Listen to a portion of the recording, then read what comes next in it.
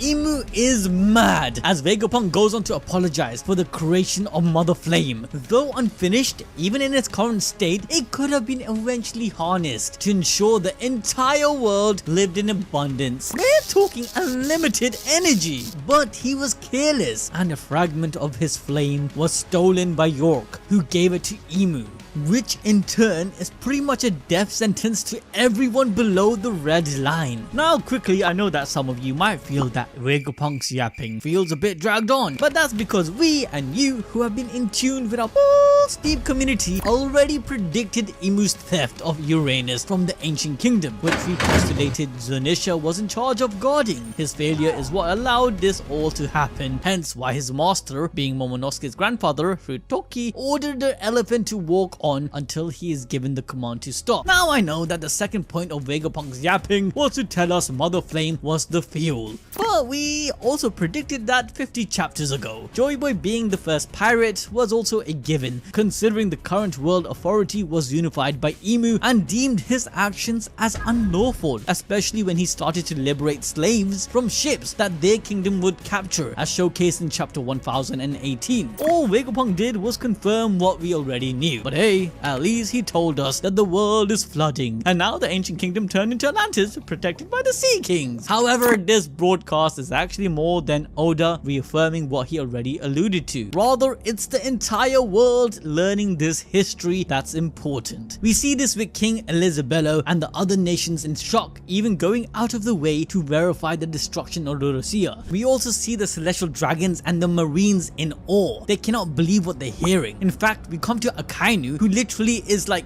everything. You're going to explain everything, Vegapunk.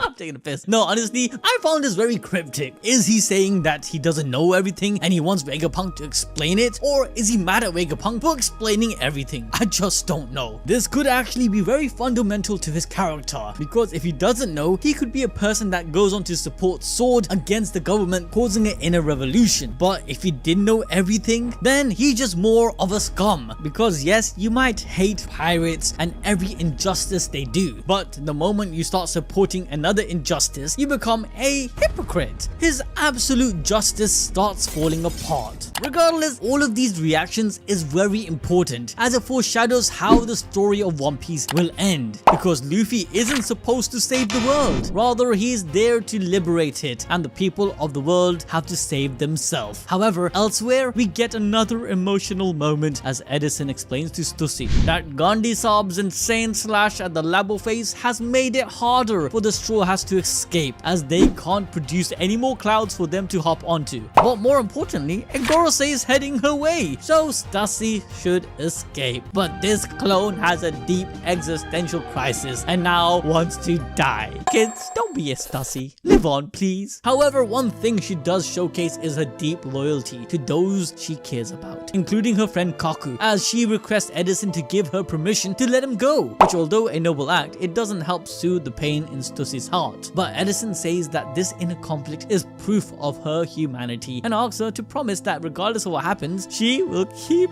on living. But before I start tearing up, let's head back to Vegapunk's message, where the poor geezer blames himself as an accessory to mass murder. I mean, he ain't wrong.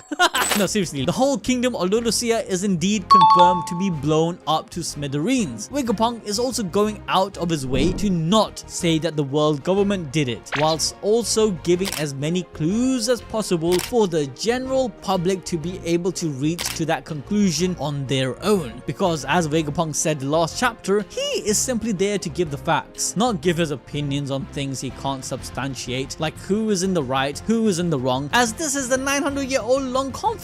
Later, York would put this into question though, as she seems shocked by the idea of Vegapunk both hearing about the news of Lulusia and taking readings, because he wouldn't have time to do all of that without being informed of the government's plan. Even so, Vegapunk announces that he doesn't know the motives behind the attack, but he does know that it was his fault for allowing Motherflame to be stolen and used in such a way, so he bows down and apologizes to the entire world. But frankly, I do believe he knows that the government was behind the attack. Hence, knowing that they are there to kill him and so on and so forth, he can come to that conclusion. But the reason he doesn't announce it is to prevent a bloodbath, because if everyone starts revolting against the government, yep, that's basically a world war. He believes that Luffy and those behind the scenes will be able to sort things out.